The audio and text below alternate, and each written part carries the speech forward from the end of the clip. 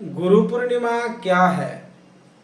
गुरु पूर्णिमा है भगवान वेदव्यास ने जिस दिन जन्म लिया है उस तिथि को गुरु पूर्णिमा कहते हैं। आषाढ़ शुक्ल पूर्णिमा के दिन श्री वेदव्यास भगवान का जन्म हुआ है। वेदव्यास भगवान जगत गुरु है क्योंकि समस्त विश्व को उन्होंने वेद शास्त्रों का ज्ञान एक सहज तरीका से दिया है, वेद को विस्तार किया है। उनके नाम है एक्चुअली कृष्ण द्वैपायन। कृष्ण मतलब उनका शरीर के वर्ण काला होने के कारण उनको कृष्ण कहा जाता था, और द्वीप में जन्म हुआ, अर्थात यमुना का एक द्वीप में जन्म हुआ जो काल्पी में आती है वो द्वीप, उस द्वीप में जन्म हुआ है, इसीलिए उनके नाम है कृष्ण द्वैपायन। द्वीप में उनका जन्म हुआ है, इसे द्वैपायन। वेदव्यास वेद शास्त्र को विशेष रूप में व्याख्या किया है। व्यास शब्द का अर्थ है व्याख्या, कोई छोटा चीज को बड़ा रूप में व्याख्या करने के नाम है व्यास, और कोई बड़ा चीज को छोटा आकार में बोलने के नाम है समास। तो वेदव्यास ने श्री हमारे जो 4 वेद है, पहला वो एक ही वेद हुआ करता था जिसको 4 वेद के रूप में वर्णन किया, 18 पुराण वर्णन किया और उपनिषद वर्णन किया,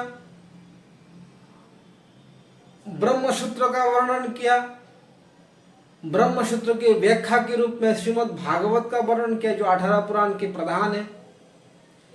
इस प्रकार समस्त जीवों को जटिल तत्व को बहुत सहज तरीका से परोसा है, ठीक है।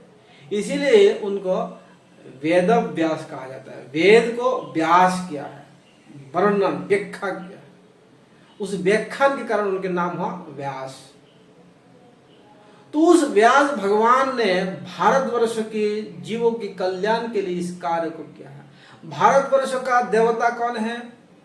जो भारतवर्ष का देवता है भगवान नरनारायण, उनका पुजारी है नारद जी।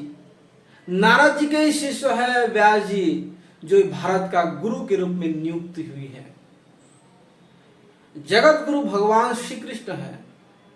श्री कृष्ण के शिष्य हुआ ब्रह्मा, ब्रह्मा का शिष्य हुआ नारद, और नारद का शिष्य हुआ व्यास, और व्यास जी का शिष्य हुआ माधवाचार्य। माधवाचार्य की परंपरा में आगे चल के हमारी गौड़ीय परंपरा आए हैं।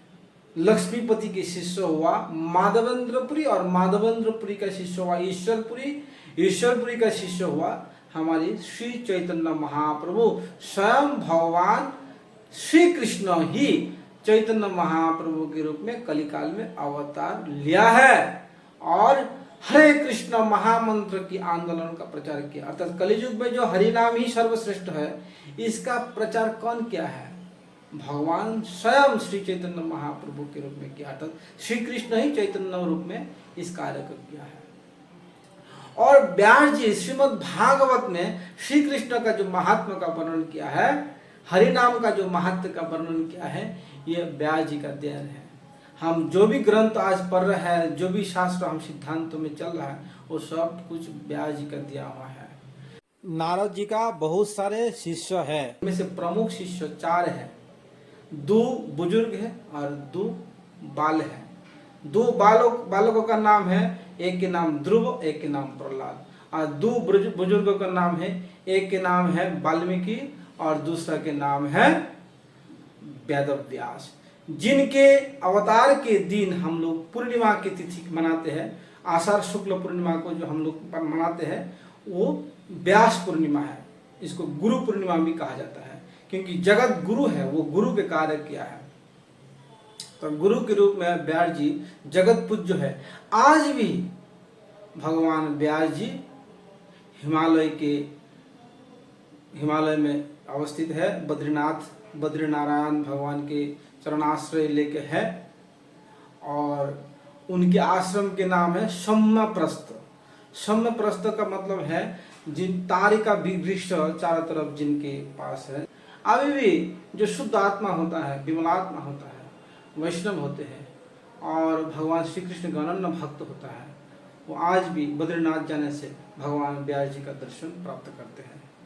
हमारे परम गुरु परमाचार्य श्री माधवाचार्य ने जाके व्यास जी से ही दीक्षा लिया, शिक्षा लिया है। इसीलिए व्यास जी के बाद माधवाचार्य के नाम आता है। माधवाचार्य के बाद पद्मनाभ निहरी माधव, इस प्रकार हमारी परंपरा लक्ष्मीपति माधवेंद्रपुरी और चैतन्य महाप्रभु तक आए हैं। महाप्रभु इस परंपरा में दीक्षा लेने के बाद इस परंपरा का नाम हो गया गौड़ीय परंपरा। एक्चुअली माधवाचार्य की परंपरा ही है। तो इस रूप में ये जो व्यास जी के परंपरा गुरु के कार्य जो है, हमारी परंपरा आज भी ये कार्य कर रहे हैं, अर्थात व्यास जी के प्रतिनिधित्व कर रहे हैं। श्रील प्रभुपाद जी, भक्ति वेदांत स्वामी श्रील प्रभुपाद समस्त विश्व में व्यास जी की शिक्षा को प्रचार किया है। आज भी इस्कॉन के माध्यम से समस्त विश्व में भागवत का शिक्षा, वेद शास्त्र का शिक्षा को प्रचार प्रसार किया जा रहा है। ये गुरु के ही कार्य है, व्यास जी का ही कार्य है। व्यास जी जगत गुरु है, जगत पूज्य है, आज भी गुरु है, काल भी है और बाद में भी रहेंगे। वही जगत गुरु है, वही श्रेष्ठ गुरु है। उनके चरणाश्रय करने से हम भगवान श्री राधा कृष्ण को प्राप्त करेंगे। हरे कृष्ण कृष्ण कृष्ण हरे हरे, हरे राम राम राम हरे हरे। आप लोगों को अगर व्यास जी के बारे में और कुछ ज़्यादा जानकारी है तो हमें बताइएगा।